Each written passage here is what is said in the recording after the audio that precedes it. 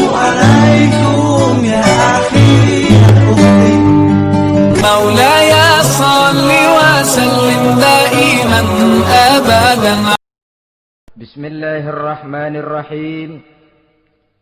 الحمد لله رب العالمين، والصلاة والسلام على أشرف الأنبياء والمرسلين سيدنا ومولانا محمد وعلى آله وأصحابه المجاهدين الطاهرين. أما بعد. Saudara-saudara kaum muslimin rahimakumullah. Pada pertemuan kali ini kita akan membicarakan riwayat Nabi Adam alaihi salam.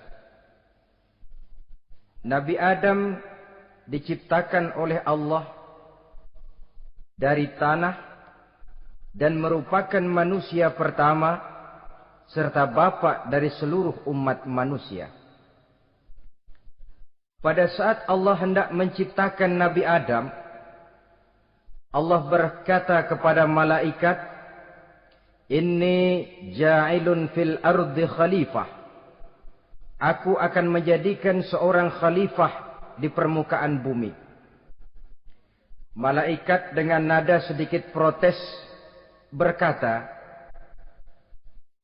"Ataj'alu fiha may yufsidu fiha wa yasfiku ad-dima wa nahnu nusabbihu bihamdik wa nuqaddisu lak."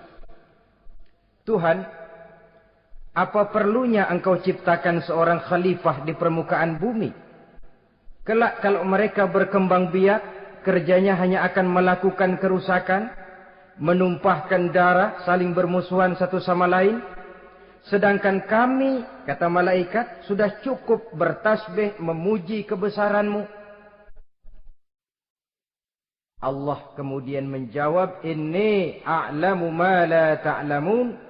Aku lebih tahu tentang apa yang kalian semua tidak mengetahuinya.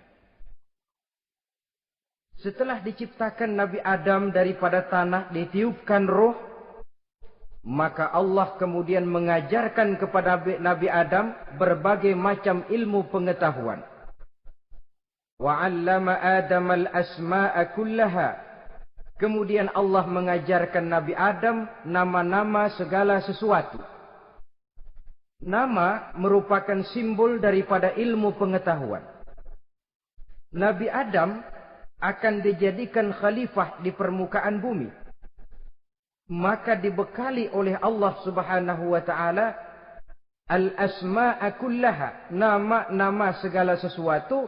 Yang dimaksud di sini ialah al-ulumal katsirah, ilmu pengetahuan yang banyak. Malaikat pada mulanya protes. Kami kan sudah cukup bertasbih Tuhan. Kami kan sudah cukup memujimu. Untuk apa lagi membuat manusia sebagai khalifah di permukaan bumi? Seolah-olah malaikat tidak setuju. Allah yang maha tahu rahasia segala sesuatu memberikan vonis, aku lebih tahu tentang apa yang kalian semua tidak tahu. Oleh karena Nabi Adam dipersiapkan untuk menjadi seorang khalifah di permukaan bumi, maka dibekali oleh Allah dengan ilmu pengetahuan. Begitu Nabi Adam dan begitu kita. Karena bukan cuma Nabi Adam, kita pun oleh Allah dijadikan sebagai khalifah-khalifah di permukaan bumi ini. Yang nilai kekhalifahan kita bergantung kepada kondisi kita masing-masing. Ada orang yang menjadi khalifah level internasional, menjadi pemimpin dunia Islam. Ada orang menjadi khalifah level nasional saja, ada khalifah tingkat kota saja, ada khalifah tingkat kecamatan, ada khalifah tingkat RW, RT, sekurang-kurangnya khalifah untuk tingkat rumah tangga masing-masing. Nah, tanpa membekali diri dengan ilmu pengetahuan, jangan berharap kita akan bisa melaksanakan tugas sebagai khalifah di permukaan bumi ini. Apapun saja, Nabi mengajarkan man aradad dunya fa'alaihi bil ilmi wa man aradal akhirata fa'alaihi bil ilmi wa man aradahuma fa'alaihi bil ilmi. Siapa yang menginginkan dunia harus dengan ilmu. Yang menginginkan akhirat juga harus dengan ilmu. Yang menginginkan dunia akhirat juga harus dengan ilmunya. Tanpa dasar ilmu, maka manusia tidak akan bisa menjalankan tugas kekhalifahan. Setelah diajarkan Adam nama segala sesuatu, dikonfrontir, dihadapkan dengan malaikat. Malaikat, kalau tadi kamu bilang buat apa perlunya menciptakan khalifah? Nih bentuknya. Adam. Sekarang malaikat, coba kamu sebutkan nama segala sesuatu ini yang ada di sini ini.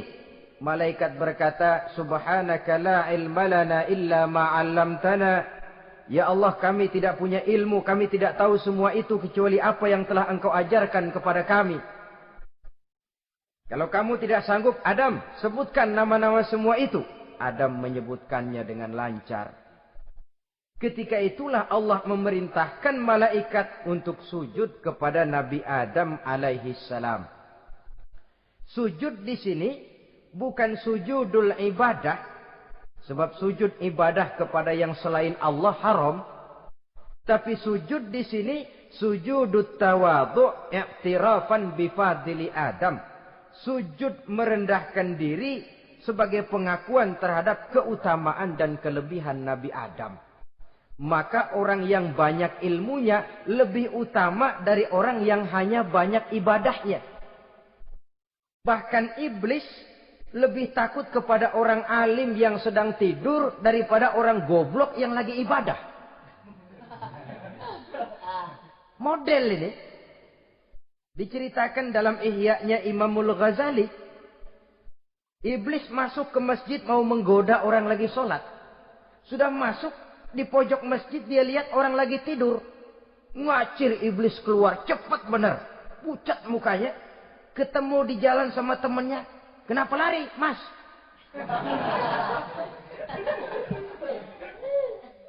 Kata temannya, saya mau goda orang sholat. Lalu tiba-tiba di pojok masjid saya lihat ada orang lagi tidur. Saya takut betul sama itu orang. Lari saya keluar. Loh, sama yang sembahyang sampean nggak takut, kok sama yang tidur takut bagaimana? Yang tidur itu orang alim. Yang lagi sembahyang itu orang goblok. Oh, godain orang goblok, saya colek juga dia lupa sembahyang. Tapi orang alim ini saya takut betul. Lah kalau diukur dengan malaikat waktu itu Nabi Adam, ibadahnya lebih banyak malaikat, jelas. Sudah bertasbih, sudah bertahmid malaikat. Nabi Adam baru diciptakan. Tapi kenapa Allah perintah malaikat sujud kepada Adam? I'tirafan bifadili Adam. Keutamaan Nabi Adam. Pantas untuk diserahi tugas sebagai khalifah mengatur kehidupan di muka bumi. Kalau malaikat yang jadi khalifah di dunia ini, nggak rame dunia. Coba, malaikat material, harta nggak perlu. Seksual nggak perlu. Dunia ini hambar. Justru dunia ini menjadi ramai setelah manusia diberikan fungsi sebagai malaikat, sebagai khalifah oleh Allah Subhanahu wa taala. Saudara-saudara kaum muslimin rahimakumullah, setelah nyata kelebihan Nabi Adam, maka Allah perintahkan Nabi Adam tinggal di surga dengan segala kenikmatan yang ada di dalamnya. Tapi lantaran sendirian, kesepian Nabi Adam ini. Allah Maha Tahu, maka diciptakannya pasangannya, yaitu Siti Hawa dari tulang rusuk yang sebelah kiri. Sehingga Nabi pernah pesan begini, Istausu bin nisa fa innahunna khuliqna min dhil'in. Hati-hati kamu ngadepi perempuan. Yang tolong dengar nih yang laki-laki, yang perempuan belaga budak aja dulu lah. Hati-hati kamu ngadepi perempuan. Fa innahunna khuliqna min dhil'in, karena perempuan diciptakan dari tulang rusuk sebelah kiri. Apa watak tulang rusuk? Tulang rusuk itu kan bengkok. Perempuan tuh begitu, didiemin aja bengkok terus, dikerasin patah.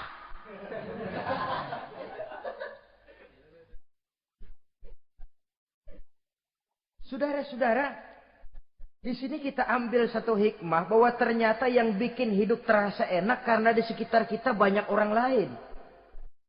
Bodoh manusia kalau dia merasa bisa hidup sendirian. Tinggal di tengah kampung tapi gayanya gaya orang tidak mau kenal dan tidak mau tahu sama tetangga. Jangankan di dunia, di sorga saja Nabi Adam karena sendiri kesepian. Apa saudara mau tinggal di Jakarta? Apa saja di Jakarta, sudahlah milik saudara. Hotel Indonesia dikasih saudara. Hotel Borobudur punya saudara. Monas buntel bawa pulang.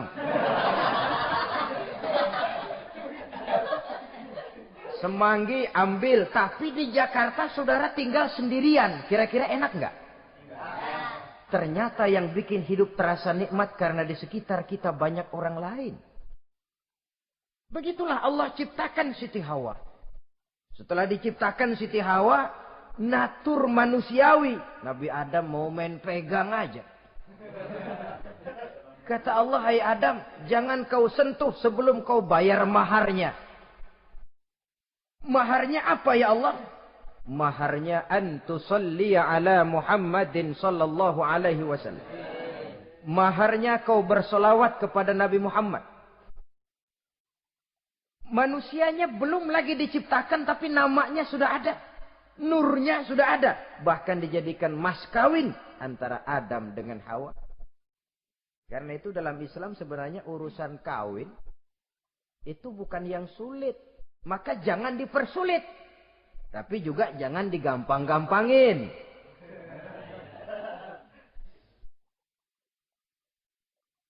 Artinya yang namanya mahar ini walaupun cuma sebentuk cincin besi kalau orang sangat tidak mampu.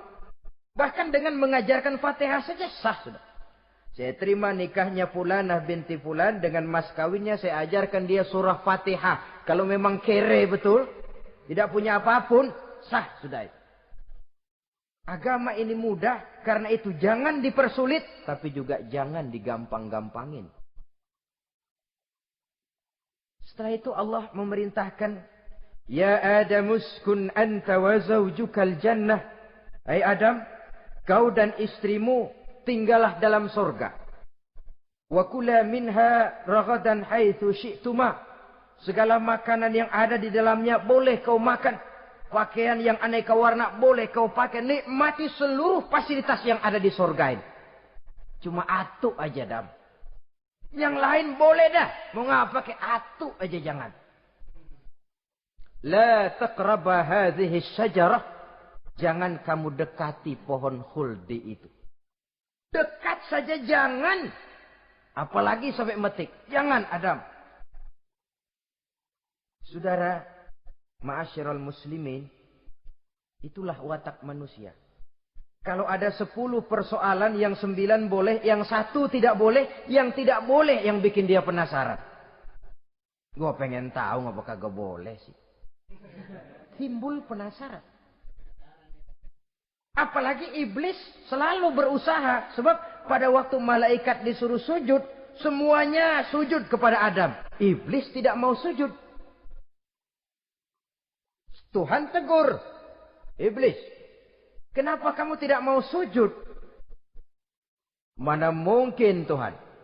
Saya kan dibikin dari api, kata iblis. Adam dari tanah. Unsur api lebih mulia dari unsur tanah.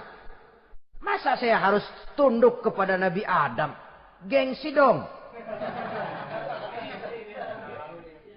Adam kan anak kemarin sore, baru dibikin. Masa saya harus tunduk kepada orang yang macam itu? Ini kan perintah aku iblis. Kalau kau tidak mau tunduk, keluar dari sorga ini. Terusir iblis dari sorga. Karena kesombongannya tidak mau sujud kepada Adam.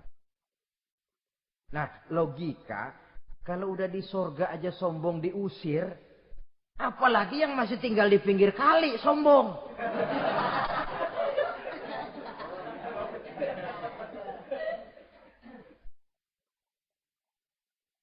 Tapi sejak peristiwa terusirnya itu, iblis bikin proklamasi. Apa proklamasi iblis? Rabbi fanzirni ila yaumi yub'asun. Ya Allah, gara-gara Adam saya diusir dari surga.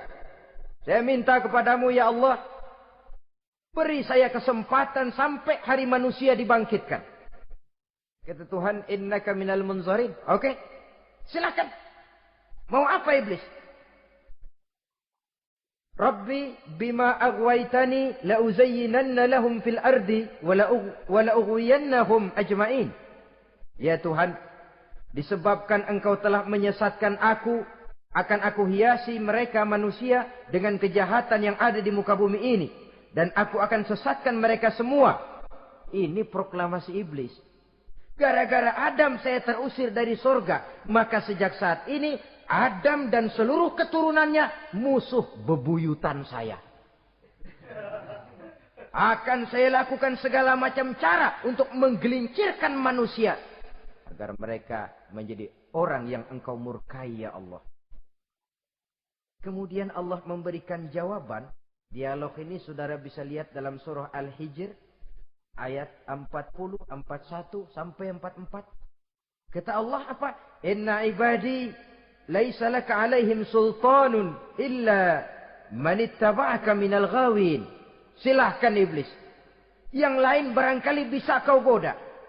Kecuali hamba-hambaku yang benar-benar hambaku, engkau tidak akan punya daya mempertipu mereka. Engkau tidak akan punya kemampuan menggelincirkan mereka. Kecuali kalau memang mereka sudah mau ikut pengaruhmu.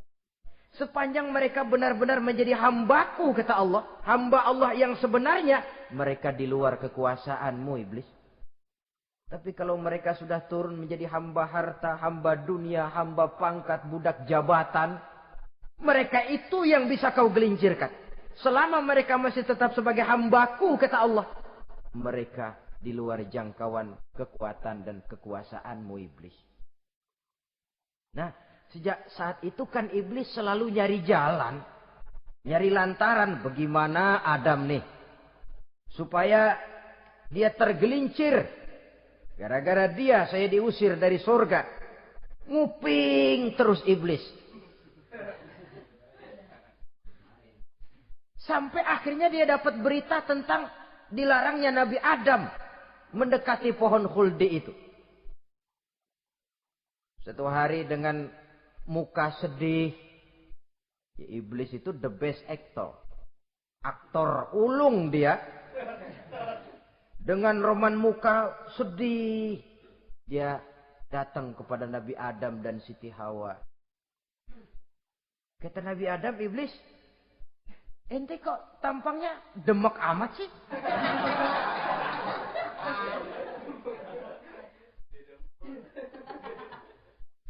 Kenapa begitu sedih? Adam, saya sebenarnya tidak ada yang bikin saya sedih. Cuma saya dapat berita bahwa engkau tidak akan selamanya di dalam surga ini. Wah Adam, kalau engkau bisa tetap tinggal di surga bersama istrimu, alangkah bahagianya saya, kata iblis. Tapi saya dapat kabar, ente nggak bakalan lama-lama di surga. Buktinya ente dilarang makan buah khuldi. Khuldun artinya kekal. Kalau kau makan buah itu, kau akan kekal di surga Adam. Tuhan nggak pengen, makanya dilarang. Wa qasamahuma inni lakuma laminan nasihin. Untuk memperkuat omongannya, sumpah si iblis. Bener Dam, saya sih ngomong cuma buat kepentingan ente. Saya sayang sama ente. Yang tahu cuma saya dah. Bicaranya seolah-olah untuk kepentingan Nabi Adam. Sebenarnya tujuannya tidak lebih menjerumuskan Nabi Adam. Begitu iblis zaman dulu, zaman Adam. Dan begitu iblis zaman sekarang. Seolah-olah bicaranya untuk kepentingan umat Islam. Tapi sebenarnya tujuannya ngelecehin. Memperdayakan umat Islam. Dia bilang kepada Adam, saya sih cuma ngasih saran Adam. Kalau ente pengen selamanya di surga, petik aja tuh buah. Pokoknya beres dah. Itu si Tuhan ngelarang bohongin doang lo. Supaya kau dan istrimu tidak lama-lama di sorga, maka dilarangnya kau memakan buah khuldi itu. Udah, embat saja. Saudara-saudara, tipu daya iblis ini bisa kita baca dalam surah Al-A'raf ayat 20 sampai ayat 22. Nabi Adam tergoda, ditambah oleh bujuk rayu Siti Hawa. Nabi Adam yang setengah hati itu akhirnya terpancing betul. Sebab itu perempuan, walaupun peranannya tidak begitu kelihatan, tapi memang sangat menentukan. Tidak ada seorang suami bisa sukses jadi apapun dia tanpa peran serta istrinya. Karena itu sebagai muslim, kita punya teman hidup dan kita punya lawan hidup. Siapa teman hidup kita? Dalam arti sempit, teman hidup kita istri. Kalau dia istri tentu suami yang taat kepada Allah dan Rasulnya. Dalam arti luas, teman hidup kita ialah setiap muslim. Setiap orang yang pandangan hidupnya sama dengan kita. Itu teman hidup. Lalu lawan hidup kita siapa? Lawan hidup kita secara mutlak iblis dalam segala bentuknya. Iblis yang berbentuk halus, ini ngusirnya rada lebih gampang. Konon ya, iblis setan itu kalau dengar orang azan kan lari. Takut dia. Dibacakan bismillah, minggir. Yang sulit diusir ini iblis yang berbentuk manusia. Diazanin nyengir.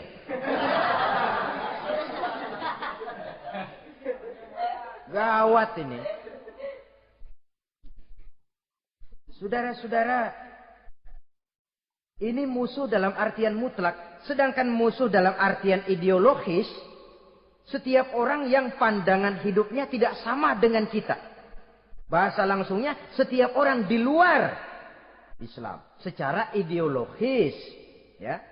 Adapun secara manusiawi, kita tetap toleransi, saling menghormati, setuju dalam perbedaan pendapat. Kembali kepada prinsip, lakum dinukum. Kewajiban saling menghormati sesama manusia. Tapi secara ideologis tidak ada kompromi. Begitulah Nabi Adam tergoda. Dan begitulah iblis selalu menggoda keturunan-keturunan Nabi Adam. Sampai kepada kita sekarang ini. Tiap kali kita hendak melakukan berbagai kebaikan, iblis ini mulai bisik kasar, kusuk, kesek.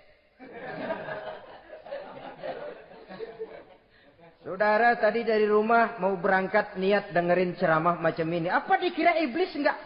Wah, gatal iblis. Kata iblis, alah jangan bertingkah lah dengerin ceramah. Ceramah mah urusan 70 ke atas. Ente masih muda. Berjuang kita. Jihad, bismillah. Tidak, saya mau dengar ceramah. Berangkat kita ke tempat ini. Sampai di sini apa dikira iblis diam? Enggak. Dia bisikin lagi. Iya. Lo hadir ke sono dah. Cuma nyampe sono. Ngomong aja ngomong dah. Ustadz mah jangan didengerin. Ngomong aja udah. Perang lagi jihad. Saya nggak mau ngomong. Mau dengerin betul-betul. Kata iblis, iya lo dengerin dah. Jangan ngomong. Cuman pules.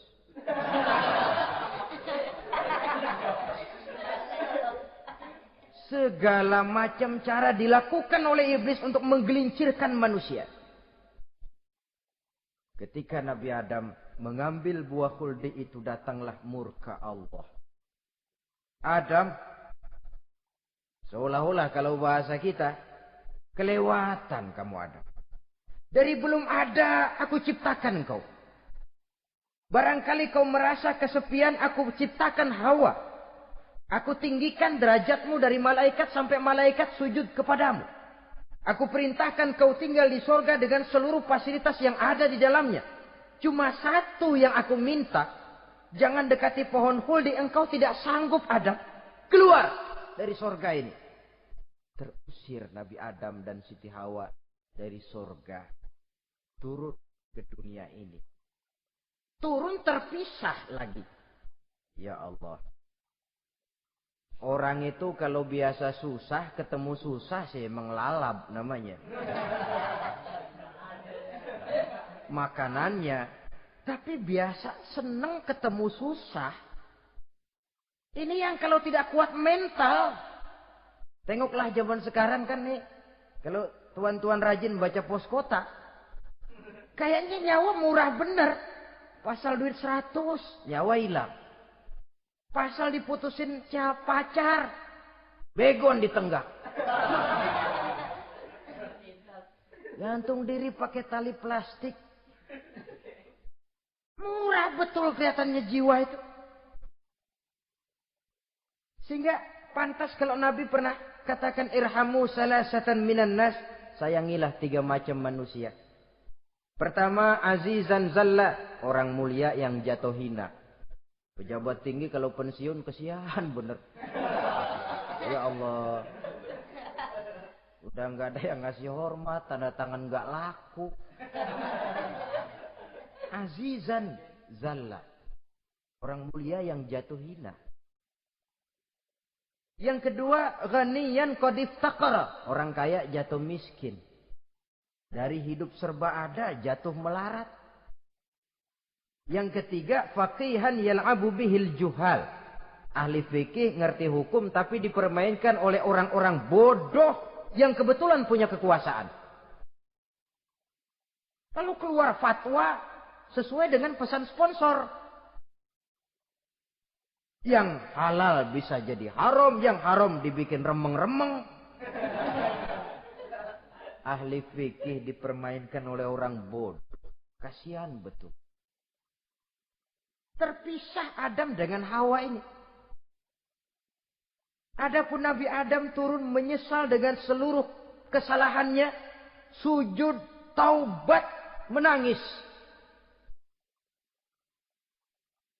Menurut riwayat 300 tahun beliau sujud. Seraya membaca Rabbana zalamna anfusana wa illam taghfir lana wa tarhamna lanakunanna minal khasirin. Ini doanya Nabi Adam. Ya Allah, kami telah zalim kepada diri kami sendiri. Andai kata engkau tidak kasihan, tidak memberikan ampun kepada dosa yang kami lakukan, sungguh kami termasuk ke dalam golongan orang-orang yang rugi. Ini yang dibaca Nabi Adam dalam taubatnya. Di akhir taubatnya, Nabi Adam munajat kepada Allah.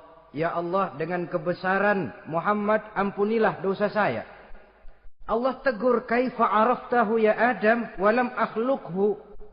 Dari mana kau bisa tahu nama Muhammad Adam, padahal aku ciptakan saja belum manusianya.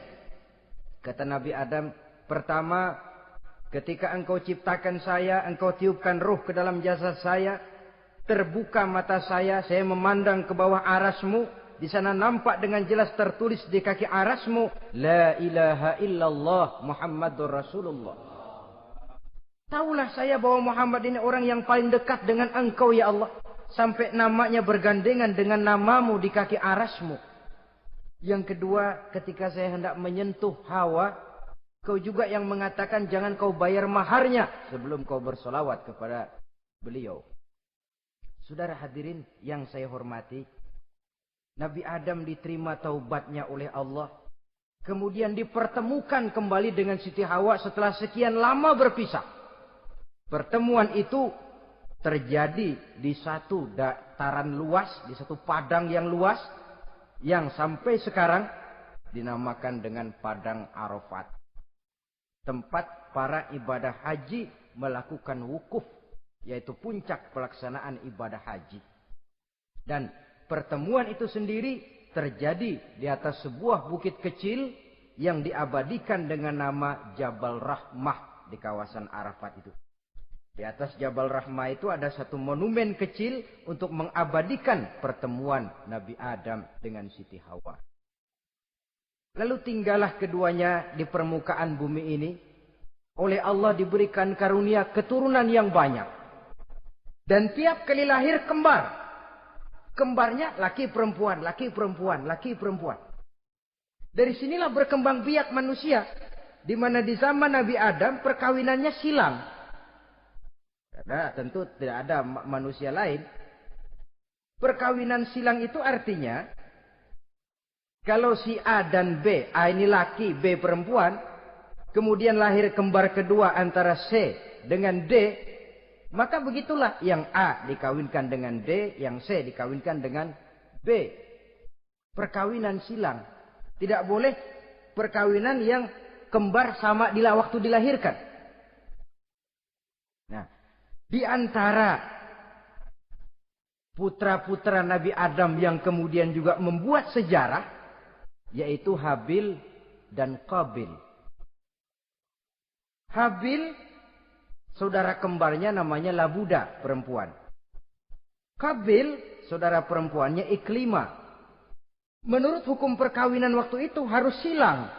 Habil harus kawin dengan Iklimah dan Qabil harus kawin dengan Labuda.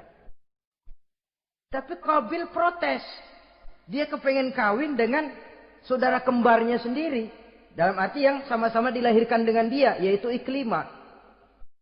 Kenapa? Karena kebetulan rupa Iklimah ini lebih cantik daripada Labuda.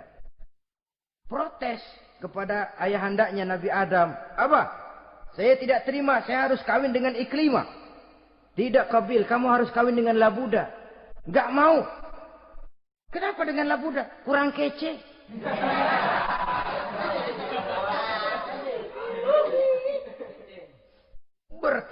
Bertengkar, Nabi Adam tidak berhasil menyelesaikan. Lalu diserahkan saja kepada Allah. Kata Allah begini saja. Bikin korban. Kamu berdua, Habil, Qabil. Siapa yang korbannya aku terima, dia boleh kawin sama Iklimah. Ternyata korban yang diterima adalah korbannya Habil. Jadilah Habil kawin dengan Iklimah. Tapi Qabil tidak puas. Dendam kesumatnya timbul, iblis ngilikin. Resek. Akhirnya dibunuh saudaranya Habil ini. Inilah sejarah pembunuhan pertama dalam kehidupan manusia. Qabil membunuh Habil. Habis dibunuh bingung. Bagaimana naruhnya ini mayat? Allah lalu memberikan petunjuk. Dalam Al-Ma'idah ayat 31 itu dijelaskan. Ada burung gagak berantem sama burung. Yang satu mati. Nah, oleh yang masih hidup, tanah ini dicakar-cakar sama kakinya dan sama paruhnya. Sehingga berbentuk lubang. Bangkai saudaranya itu dimasukin ke lubang itu lalu diuruk lagi pakai tanah. Oleh cakar kakinya dan paruhnya itu. Sehingga Qabil, cara ini bisa. Itulah sejarah penguburan pertama dalam perkembangan manusia. Oleh karena itu, Nabi memberikan penjelasan, man sanna sunnatan hasanatan falahu ajruha wa ajru man amila biha wa fi riwayatin wa ajru man tabi'aha. Siapa orang yang melakukan satu kebajikan, dia akan mendapat pahala dan pahala dari orang-orang yang mengikuti kebaikannya. Misalnya saudara membentuk pengajian. Ramai pengajian saudara. 1000 orang yang datang ngaji, 1000 orang saudara dapat pahala. Sponsor kebaikan. Sebaliknya, wa man sanna sunnatan sayyi'atan falahu ismuha wa ismu man amila biha, ay wa ismu man tabi'aha. Siapa yang memulai suatu kejahatan, dia akan mendapat dosa dan dosa dari orang-orang yang melakukan atau mengikuti kejahatannya. Umpamanya saudara mengadakan pesta. Lalu dalam pesta itu terjadi segala macam maksiat. Maka seluruh maksiat yang terjadi malam itu di tempat itu, saudara ikut dapat dosanya. Kenapa? Sponsor.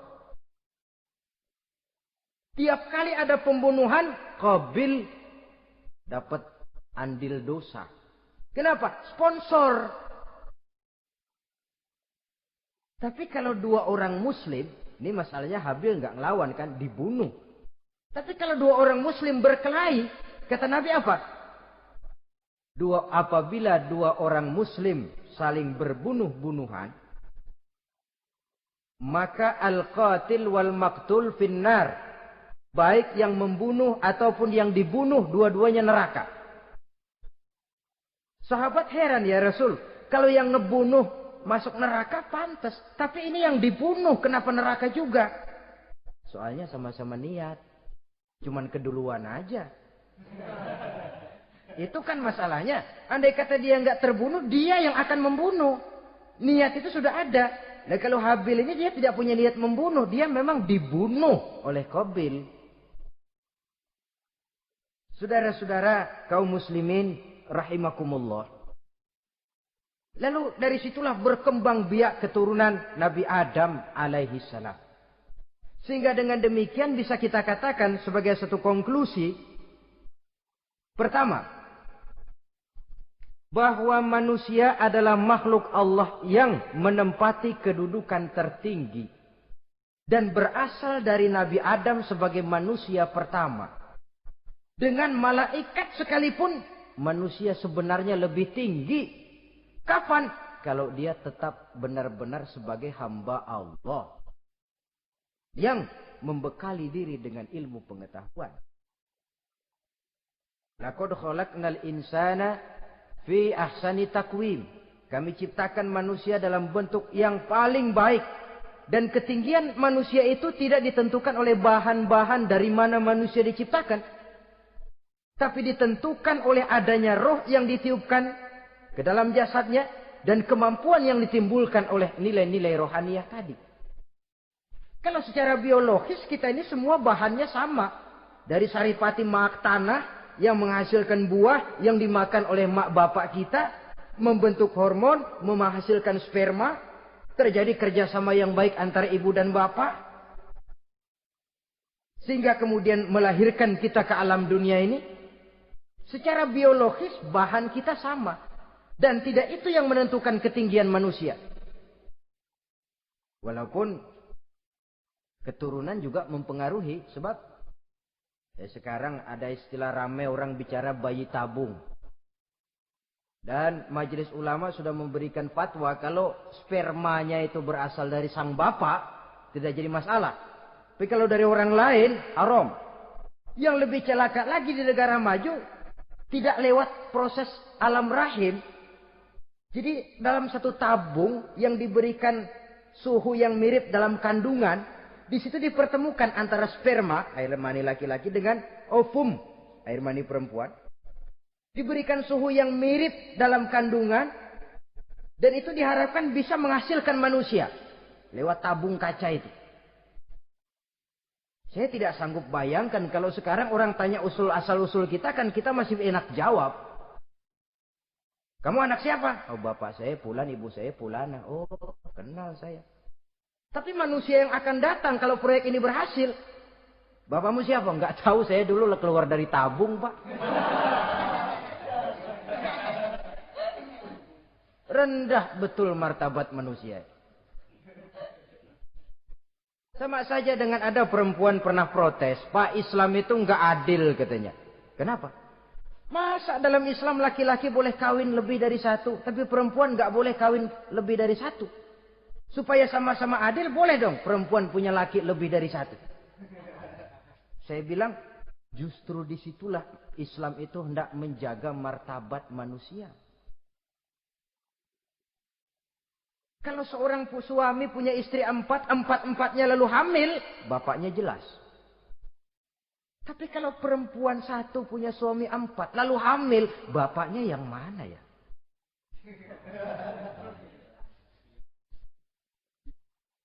Rendah martabat manusia. Ketika si bayi lahir, ibunya lihat, ini jidatnya kayak si A ini. Sudah ini anakmu saja nih, jidatnya jidat kamu. Kata antar dulu jidat saya, tapi kuping B ini nggak mau saya.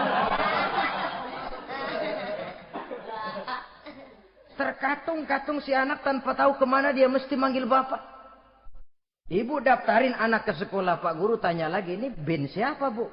Bingung lah, udah tulis bu, bin rame-rame.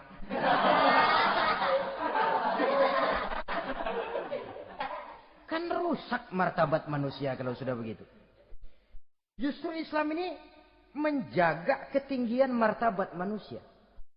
Jadi manusia itu fi ahsani taqwim.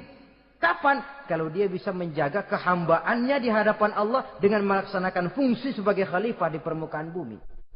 Tapi bila dia sudah tidak lagi menjadi hamba Allah, tidak lagi berfungsi sebagai khalifah, dia sudah masuk summa radadnahu asfala safilin. Kami kembalikan ke tempat yang paling rendah, lebih rendah dari binatang sekalipun. Kalau dia tetap menjaga posisinya lebih tinggi dari malaikat. Malaikat saja sujud kepada Nabi Adam. Apalagi kepada makhluk-makhluk yang lain manusia ini. Tapi kalau dia tidak pandai, lebih rendah daripada binatang. Inilah uniknya makhluk bernama manusia. Dengan posisinya, dia bisa menjadi lebih tinggi dari malaikat. Tapi juga dia bisa meluncur lebih rendah daripada binatang. Untuk menjaga itulah diperlukan agama dalam kehidupan kita sekarang ini. Bukan cuma sebagai lipstick, tapi sebagai pedoman, sebagai way of life. Yang akan mewarnai cara kita berpikir, state of mind, rule of thinking. Cara kita memandang kehidupan ini. Diwarnai oleh nilai-nilai agama. Dengan demikian,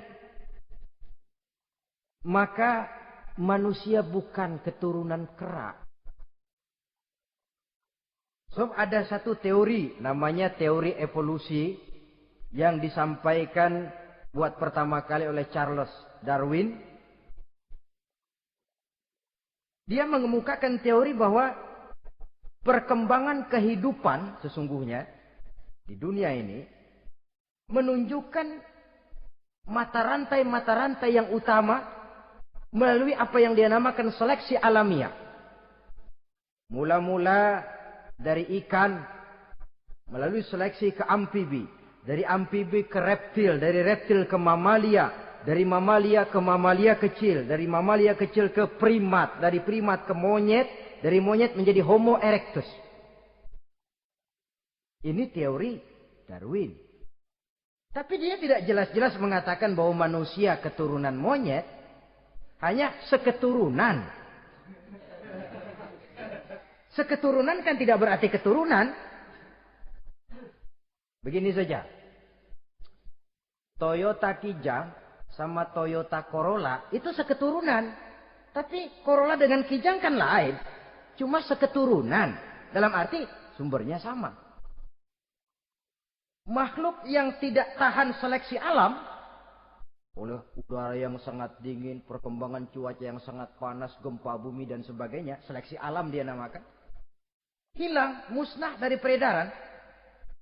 Seperti ada binatang raksasa itu, dinosaurus. Sekarang kan cuma tinggal dongeng saja. Tinggal nama atau kerangka. Itu oleh seleksi alam dia nggak lulus. Hilang. Yang bertahan, yang lulus seleksi alam. Manusia walaupun kecil yang lulus seleksi alam ini. Biar dihantam gempa bumi, angin topan, tetap aja ngejedok. Nah, teori Darwin ini, teori evolusi ini didukung dan dibuktikan oleh peninggalan fosil atau binatang dan tumbuhan yang hidup dan mati selama perkembangannya. Dari bentuk organik pertama hingga pendahulu terdekat daripada manusia. Tapi ada satu kelemahan dari pokok daripada teori evolusi ini.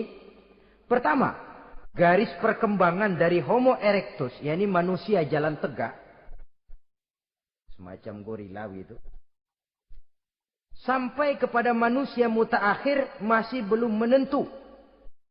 Artinya, okelah, kalau manusia seketurunan dengan kera, batas antara manusia yang wujud sekarang dengan manusia purba itu apa? Yang menjadi penghubung. Monyet tidak mungkin. Ini dianggap mata rantai yang hilang. Missing link namanya dalam istilah ilmiahnya. Dan ini masih dicari sampai sekarang. Kalau pendahulu terdekat manusia mutaakhir ini manusia purba. Katakan Homo erectus. Manusia jalan tegak. Lalu generasi sudah itu sebelum berbentuk manusia apa? Ternyata sampai sekarang masih ada missing link. Mata rantai yang hilang. Lalu yang kedua, teori evolusi berhenti kepada manusia mutaakhir. Kalau memang kita manusia sekarang ini hasil evolusi, tentu kita akan terus berevolusi lagi. Dan akan jadi apa kita nanti? Ternyata sudah ribuan tahun manusia tetap manusia begini-begini aja. Tidak berevolusi kita ini. Apa lalu matanya jadi cuma satu di tengah? Hasil evolusi? Kan tidak. Tidak berevolusi. Jadi kembali kepada Quran. Manusia pertama adalah Nabi Adam. Dan manusia-manusia berikutnya keturunan daripada Nabi Adam. Dan bukan hasil evolusi daripada monyet. Juga tidak akan berevolusi kemana-mana. Kalau demikian benarkah teori evolusi? Untuk mengatakan mutlak benar bukan wewenang kita. Untuk mengatakan salah total juga kebenaran ilmu adalah relatif sebagai relatifnya daya pikir manusia. Di samping dia harus membuktikan kebenarannya, maka kebenaran ilmiah adalah kebenaran yang relatif dan temporer. Contoh kecil saja. Dulu orang berteori bahwa bagian yang terkecil dari suatu benda namanya molekul. Kan begitu? Molekul ini nggak bisa dibagi-bagi. Bagian yang paling kecil dari suatu benda namanya molekul. Ilmu terus berkembang. Ternyata molekul sebenarnya terdiri daripada atom. Atom itulah bagian terkecil dari suatu benda yang nggak bisa dibagi-bagi lagi. Nah, berubah sudah teori pertama. Tidak jadi molekul sekarang, atom. Belakangan rupanya atom masih tersusun dari partikel-partikel. Partikel inilah bagian yang terkecil dari satu benda. Berubah lagi sudah. Dan tidak mustahil akan ada penemuan bahwa partikel pun masih bisa dibagi-bagi lagi. Begitu juga dengan teori evolusi ini. Sehingga beberapa ahli semacam Dr. Charles Oxnard, Dr. Jane Paul Hallett dari Chicago dan California, mereka sudah membantah teori evolusi ini. Namun masalah paling pokok dari kita ialah kita diciptakan oleh Allah berasal dari Nabi Adam alaihi salam. Nabi Adam diciptakan dari tanah. Dan kita bukan hasil dari evolusi, juga tidak akan berevolusi. Nah, lalu kepada makhluk bernama manusia diberikan fungsi sebagai khalifah di permukaan bumi ini. Ini yang dulunya malaikat protes. Sebagai khalifah, tugas kita apa? Khalifah Allah di muka bumi. Menerjemahkan sifat Allah sesuai dengan batas-batas kemanusiaan kita. Allah Maha Pengasih. Berusahalah kita pengasih kepada makhluk sesuai dengan batasan manusiawi kita. Allah Maha Menolong. Ringan tanganlah kita menolong orang yang memerlukan sesuai dengan batas kemampuan kita. Fungsi khalifah. Untuk bisa berfungsi sebagai khalifah secara baik, kita harus mempunyai modal yang dinamakan ilmu pengetahuan. Dan Islam sangat menggalakkan itu. Jauh dulu 14 abad yang lalu, dari desa kecil yang bernama Mekah yang peta belum muat, orang di dunia belum kenal, sudah keluar seruan utlubil ilma walau bisin, tuntutlah ilmu walaupun di negeri Cina. Ngomong Cina di Mekah. Padahal Mekah waktu itu belum masuk peta, belum dikenal orang. Sudah ada revolusi ilmu dan budaya. Belajar walaupun harus nyebrang ke negeri Cina. Lalu ada lagi misalnya allimu auladakumus sibahata warrimayah, kata Nabi.